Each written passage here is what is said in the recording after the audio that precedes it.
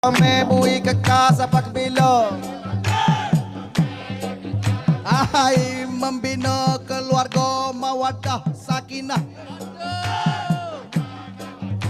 Ai biasa pak tame syurga mana longgar kita kemah.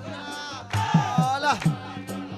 Ai biar boleh kecek kira jangan ada putih panah. Ai di dalam rumah tangga penuh dengan cabaran. Ai nanti ready nanti sedia dan tunggu masa depan. Ai supaya amo ada dua tegak tak ada duduk pergi. Ai ni ibarat bahtera nak belayar di laut teh. Ai sebagai suami menjadi nak hodoh. Oh kena kerja kemah kemi menjadi